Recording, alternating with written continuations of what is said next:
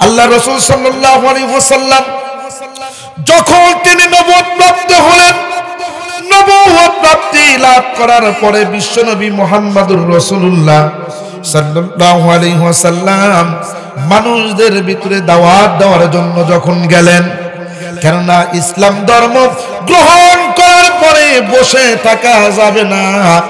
ইসলাম ধর্ম যেই সমস্ত ব্যক্তিরা গ্রহণ করবে তাদের সঙ্গে সঙ্গে কয়েকটা আমল, কয়েকটা বিষয় পালন করা তাদের উপরে আবশ্যকীয় হয়ে যাবে।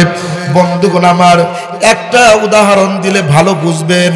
আপনি যদি একটা স্কুলে ভর্তি হন অথবা যদি কোনো মাদ্রাসায় আপনি ভর্তি হয়ে যান, ভর্তি হওয়ার পরে আপনি বসে থাকেন, তাহলে আপনি ছাত্র হিসাবে বিবেচিত হবেন না, শুধু নামের ছাত্র হবেন।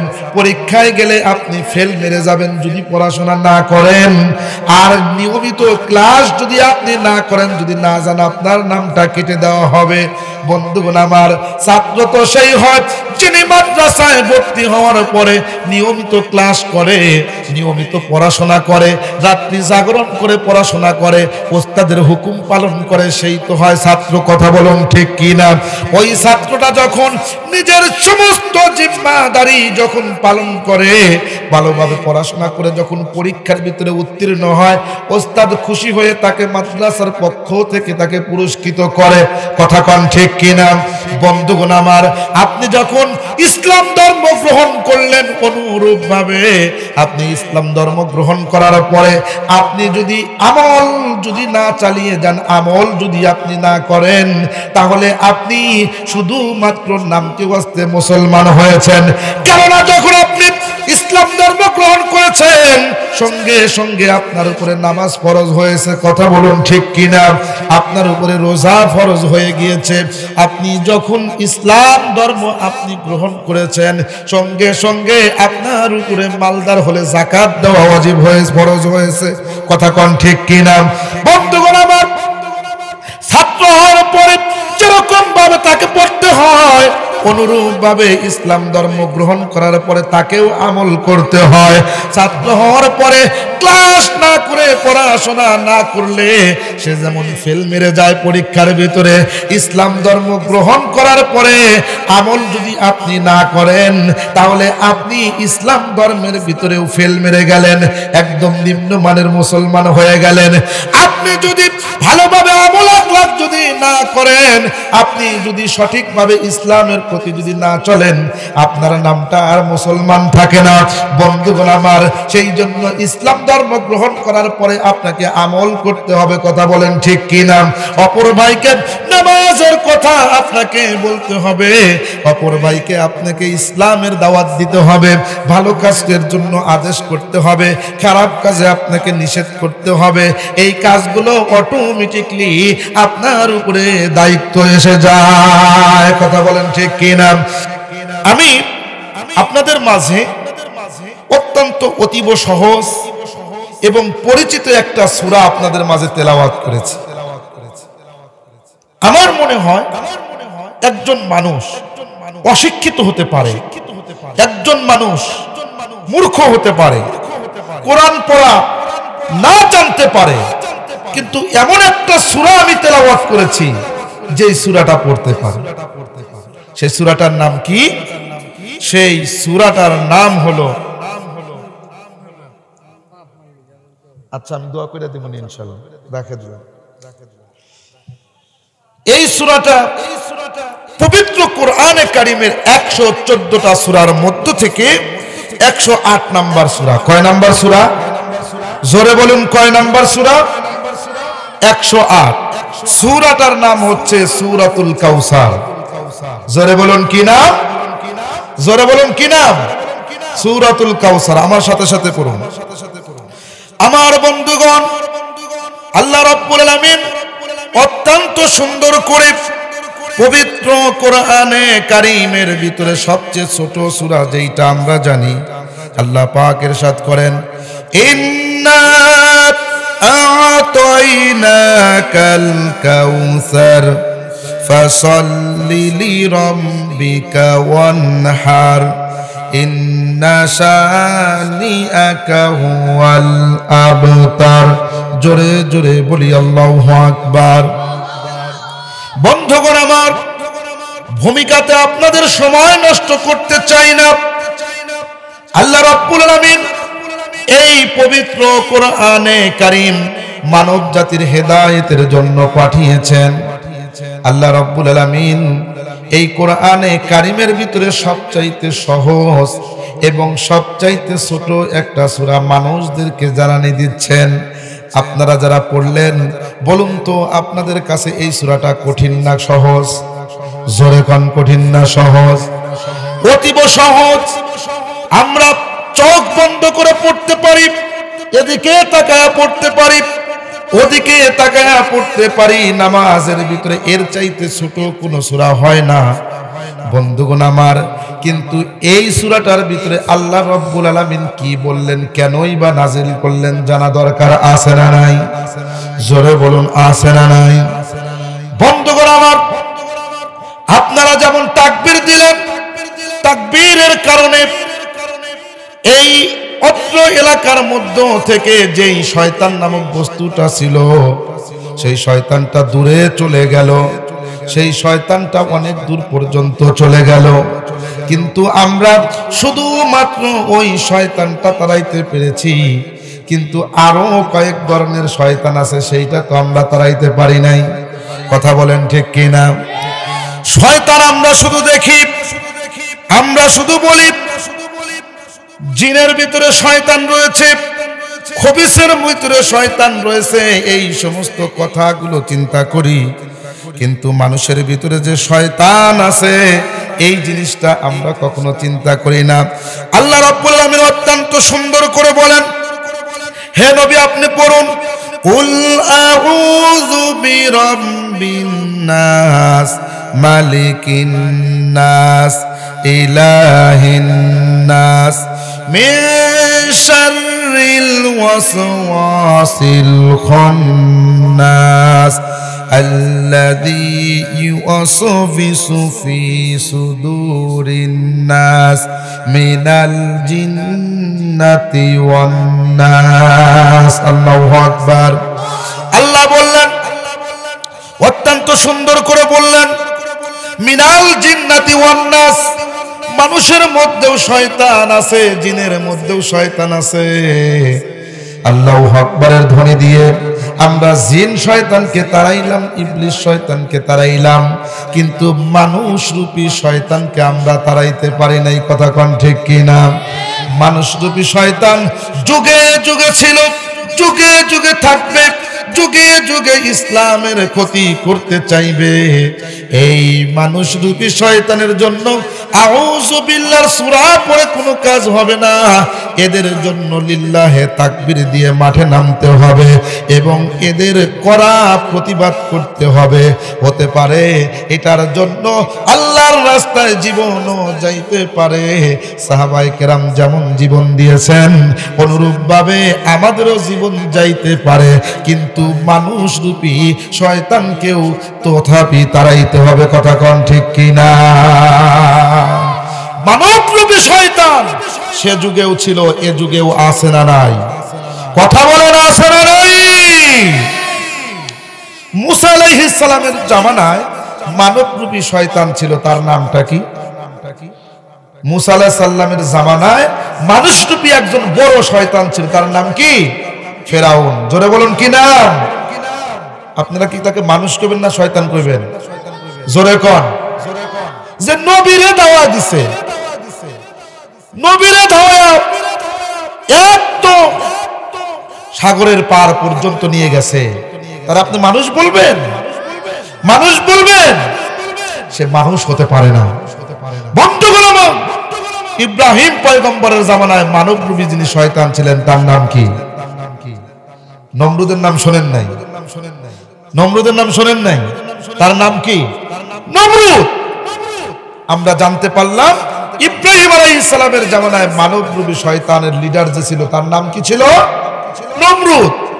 আমাদের নবী, বিশ্ব নবী মুহাম্মাদুর রাসূলুল্লাহ, সকলে পড়ি সাল্লাল্লাহু আলাইহি ওয়াসাল্লাম, তার জামানায় মানব রূপী শয়তান অনেকগুলা ছিল, তারই ভিতরে সবচাইতে বড় লিডার যে ছিল তার নামটা আপনারা কি বলতে পারেন? জোরে কোন কি নাম? আবু জেহেল ছিল। ওই জামানায় মানব রূপী শয়তানের লিডার ছিল আবু জেহেল। তাহলে বোঝা গেল জামানার ভিতরে যুগে যুগে মানব রূপী শয়তান এসেছে। সেই শয়তানদেরকে তাড়ানোর জন্য সাহাবায়ে কেরাম যুদ্ধ করেছে, তারা নিজের জীবনকে বিপন্ন করে দিয়েছে। আল্লাহ রাব্বুল আলামিন তাদেরকে শহীদ হিসাবে ঘোষণা করে দিয়েছেন এবং শয়তানের মিশনে তারা নেমেছে। আজও দুনিয়ার মধ্যে মানবরূপী শয়তান থাকবে, উলামায়ে কেরামের উপরে নির্যাতন করবে, আলেমদের উপরে নির্যাতন করবে, প্রত্যেকটা মুমিনের উপরে নির্যাতন করবে, মসজিদের উপরে নির্যাতন করবে, মাদ্রাসার উপরে নির্যাতন করবে, মুসলমানের উপরে স্টিম রোলার চালাবে। এমন জালেমরাও বর্তমান জামানায় থাকবে পৃথিবীর ভিতরে। মসজিদ ভেঙে ভেঙে তারা মন্দির বানাবে। বন্ধুগণ আমার, মনে রাখবেন ওই সমস্ত শয়তানদেরকে, মানুষরূপী শয়তানদেরকে দমন করার জন্য জিহাদের তামান্না নিয়ে আল্লাহু আকবারের ধ্বনি দিয়ে যদি মাঠে নামতে পারো ও মুমিন, মানবরূপী শয়তান আল্লাহু আকবারের ধ্বনির আওয়াজ নিয়ে মাঠে নামার কারণে তোমার সামনে কখনো টিকতে পারবে না। কথা বলুন ঠিক কিনা? মানবরূপী শয়তানেরা মুসলমানদেরকে নিশ্চিহ্ন করার জন্য ষড়যন্ত্র করতেছে, যার কারণে তামাম বিশ্বের মুসলমানদেরকে অস্থির করে ফেলেছে, মুসলমানদেরকে নির্যাতন করতেছে, হত্যা করতেছে। কিন্তু আমি আপনাদেরকে বলতে চাই বন্ধুগণ আমার, মানবরূপী শয়তানদের থেকে মুক্তি পাইতে হলে জিহাদের ডাক দিতে হবে, মাঠে নামতে হবে, তাদের বিরুদ্ধে মাঠে নামতে হবে। কথা বলুন ঠিক কিনা? আমেরিকার হিলারি ক্লিনটন একটা টক শোতে বসে জনগণের মাঝে কথা বলতেছিল। সে বলতেছে ফিলিস্তিনে এতগুলো মানুষ মরল, এটার পক্ষবাদী সে নয়, ইসরায়েলের পক্ষবাদী নিয়ে পাতিত্ব করে তিনি বলতেছেন ফিলিস্তিনে যেটা হয়েছে এটা তেমন কিছু না, ফিলিস্তিনের দোষ হামাসের দোষ। ইসরায়েলের পক্ষ নিলেন, সেখান থেকে অদৃশ্য জুতা তার দিকে নিক্ষেপ করেছে, মানুষেরা তাকে ঘৃণা করে প্রত্যাখ্যান করেছে। বন্ধুগণ আমার, ফিলিস্তিনের নিরস্ত্র মুসলমানদেরকে মারলো, নিরীহ শিশুদেরকে মারলো। তাদেরকে মারার পরে এখানে তাদের হৃদয় জাগ্রত হয় না, কিন্তু ইসরায়েলের জন্য হৃদয় জাগ্রত হয়। তারা বলে আমরা বিশ্বের মানবতার ফেরিওয়ালা। কিন্তু কি দেখতেছি জানেন বন্ধুগণ আমার, তারা ফিলিস্তিনের সন্তানদেরকে রক্ষার জন্য ইতিমখানার নামে আবাসন তারা খুলেছে, সেখানে তাদেরকে সহযোগিতা করতেছে, বলতেছে ইতিমদেরকে আশ্রয় দিচ্ছি। বন্ধুগণ আমার, আমি আপনাদেরকে বলি, এই ইতিম সন্তানদের পিতামাতাকে মারার পিছনে আমেরিকার হাত। কথা বলুন ঠিক কিনা? তারা নিজেরা সৈন্য দিয়েছে, অস্ত্র দিয়েছে, তারা সর্বদা তাদেরকে মদদ দিচ্ছে। তাদের বাবা মাদেরকে মেয়ে ইতিম বানানোর পরে তাদেরকে এখন বলতেছে সহযোগিতা করি। এর মানে বোঝেন, গাছের গোড়া কেটে আগায় পানি ডালা। কথা কোন ঠিক কিনা? কথা বলেন ঠিক কিনা? মানবতা তাদের মুখে মানায় না, মানবতা মুসলমানের মুখে মানায়। এই জামানায় যেরকম ভাবে আমরা শত্রু দেখি, রসুলের জামানায়ও ছিল। তারা ইসলামকে নিশ্চিহ্ন করে দেওয়ার জন্য রসুলের বিরুদ্ধে আচরণ করেছে। কথা বলুন ঠিক কিনা? বন্ধুগণ আমার, এই সূরার প্রেক্ষাপট নিয়ে আলোচনা করব, এরপরে আপনাদের কাছ থেকে বিদায় নিয়ে চলে যাব। বন্ধুগণ আমার, ধৈর্য ধারণ করে শুনবেন কথাগুলো। আল্লাহ রাসূল সাল্লাল্লাহু আলাইহি ওয়াসাল্লাম যখন তিনি নবুয়ত প্রাপ্ত হলেন, নবুয়ত প্রাপ্তি লাভ করার পরে বিশ্বনবী মুহাম্মদুর রাসূলুল্লাহ সাল্লাল্লাহু আলাইহি ওয়াসাল্লাম মানুষদের ভিতরে দাওয়াত দেওয়ার জন্য যখন গেলেন, কেননা ইসলাম ধর্ম গ্রহণ করার পরে বসে থাকা যাবে না। ইসলাম ধর্ম যেই সমস্ত ব্যক্তিরা গ্রহণ করবে তাদের সঙ্গে সঙ্গে কয়েকটা আমল, কয়েকটা বিষয় পালন করা তাদের উপরে আবশ্যকীয় হয়ে যাবে। বন্ধুগণ আমার, একটা উদাহরণ দিলে ভালো বুঝবেন। আপনি যদি একটা স্কুলে ভর্তি হন অথবা যদি কোনো মাদ্রাসায় আপনি ভর্তি হয়ে যান, ভর্তি হওয়ার পরে আপনি বসে থাকেন, তাহলে আপনি ছাত্র হিসাবে বিবেচিত হবেন না, শুধু নামের ছাত্র হবেন। পরীক্ষায় গেলে আপনি ফেল মেরে যাবেন যদি পড়াশোনা না করেন। আর নিয়মিত ক্লাস যদি আপনি না করেন, যদি না জান, আপনার নামটা কেটে দেওয়া হবে। বন্ধুগণ আমার, ছাত্র তো সেই হয় যিনি মাদ্রাসায় ভর্তি হওয়ার পরে নিয়মিত ক্লাস করে, নিয়মিত পড়াশোনা করে, রাত্রি জাগরণ করে পড়াশোনা করে, ওস্তাদের হুকুম পালন করে, সেই তো হয় ছাত্র। কথা বলুন ঠিক কি না? ওই ছাত্রটা যখন নিজের সমস্ত জিম্মাদারি যখন পালন করে, ভালোভাবে পড়াশোনা করে যখন পরীক্ষার ভিতরে উত্তীর্ণ হয়, ওস্তাদ খুশি হয়ে তাকে মাদ্রাসার পক্ষ থেকে তাকে পুরস্কৃত করে। কথা কন ঠিক কি না?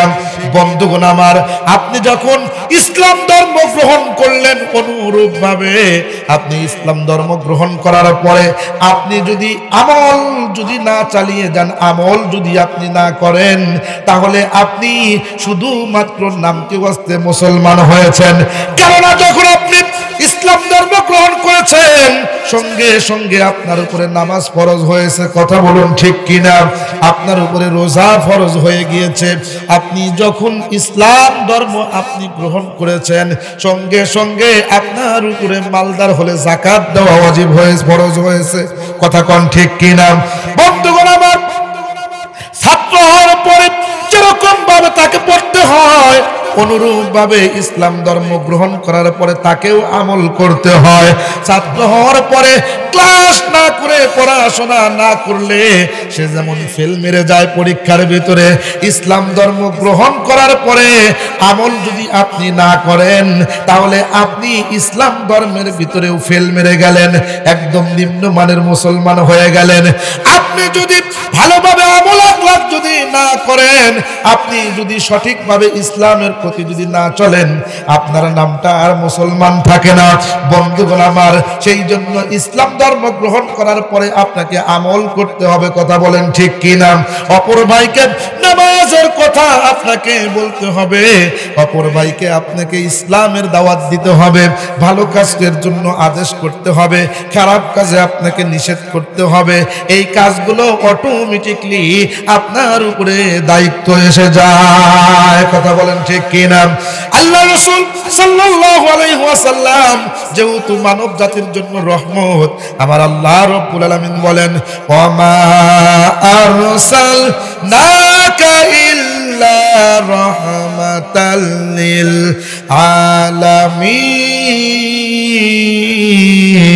আলামিন। আর একটু জোরে বলি আল্লাহু আকবার। বন্ধুগণ আমার, আল্লাহ রাব্বুল আলামিন আমার নবীকে রহমত হিসাবে পাঠিয়েছেন।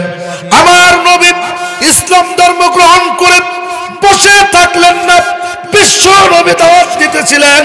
যখন বিশ্ব নবী যখন দাওয়াত দিতেছিলেন, মানুষদের ভিতরে দাওয়াত দিলেন, দাওয়াত দেওয়ার সঙ্গে সঙ্গে কাফের বেঈমানেরা নবীজির শত্রু হয়ে গেল।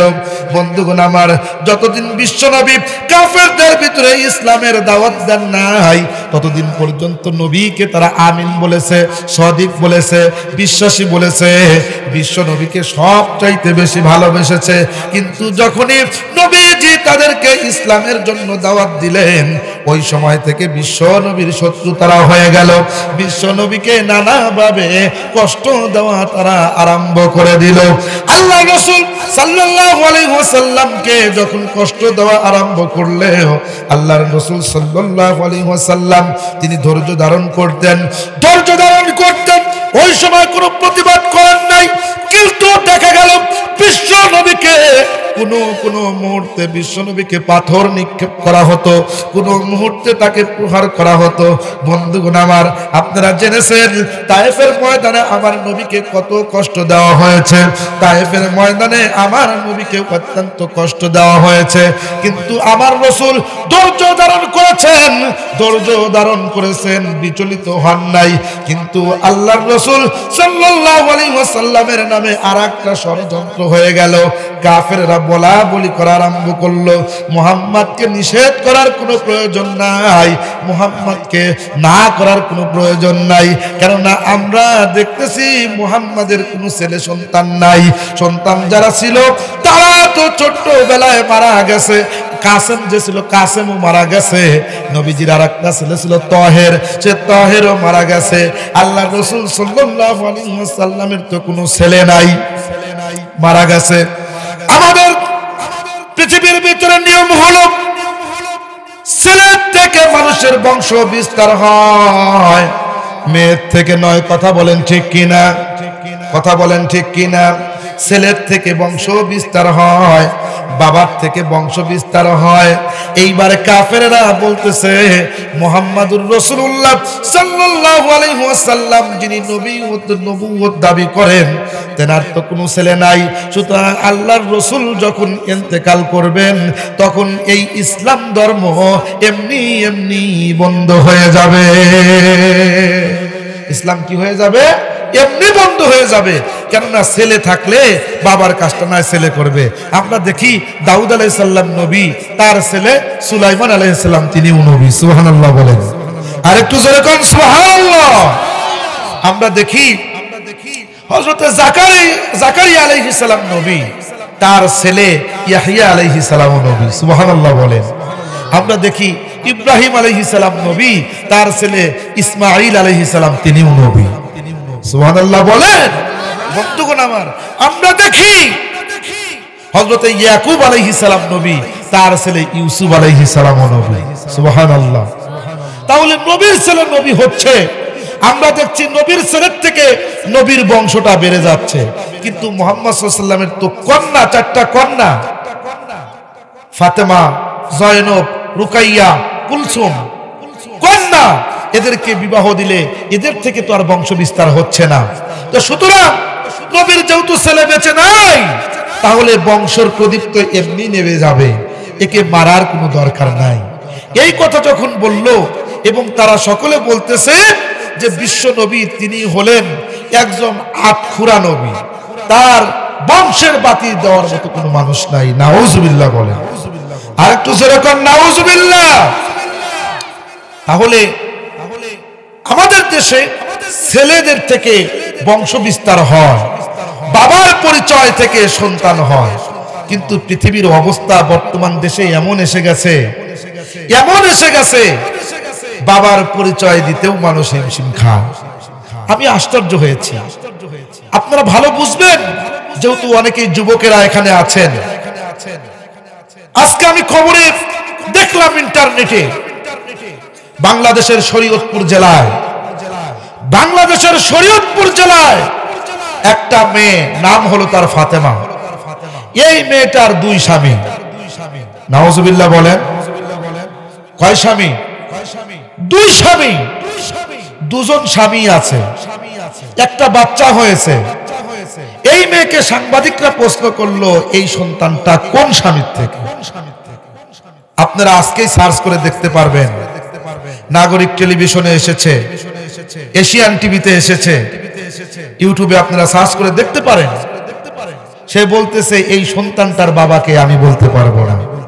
নাউজুবিল্লাহ বলেন, আর একটু জোরে বলেন নাউজুবিল্লাহ। বন্ধুগণ আমার, আমরা কোন জামানায় বসবাস করছি?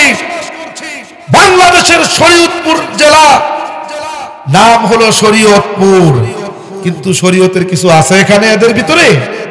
কথা বলুন, আছে? কিছুই দেখতেছি না।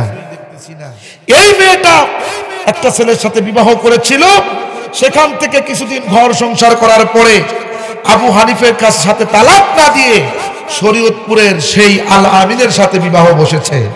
সেখান থেকে কিছুদিন সংসার করার পরে আবার বাবার বাড়ি গিয়ে সেখান থেকে বাবার বাড়ির নামে পূর্বের আরেক স্বামী, সেই স্বামীর সাথে গেছে।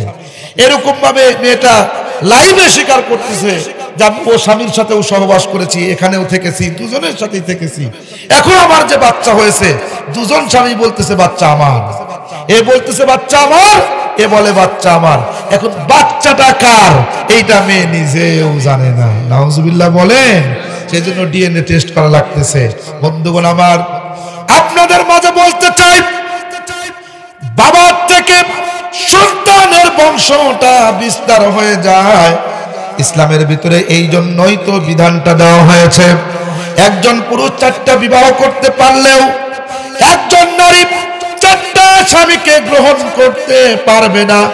বাংলাদেশের তসলিমা নাসরিন এইটার পক্ষে আন্দোলন করেছিল যে একটা মেয়ে কেন 4টা স্বামী নিতে পারে না। বন্ধুগণ আমার, এই জন্য নিতে পারে না, যদি 4টা স্বামী থাকে তাহলে এই সন্তান যদি জন্মগ্রহণ করে কোন স্বামীর থেকে হয়েছে এটা বোঝা যাবে না। ইমামে আযম আবু হানিফা রাহমাতুল্লাহি আলাইহির নিকটে এই প্রশ্নটা যখন করা হলো যে একটা পুরুষ যদি 4টা স্ত্রী গ্রহণ করতে পারে, একটা নারী কি জন্য 4টা স্বামীকে নিতে পারবে না, 4টা স্বামী গ্রহণ করতে পারবে না? বন্ধুগণ আমার, এই প্রশ্ন যখন করা হলো তখন ইমাম আবু হানিফা রাহিমাহুল্লাহ তিনি পেরেশান হয়ে গেলেন। তার মেয়ে যখন তাকে বাবাকে পেরেশান হওয়া দেখলেন তখন তিনি বললেন, আব্বা এই জন্য আপনি পেরেশান হয়েছেন এই সামান্য একটা বিষয়ের জন্য?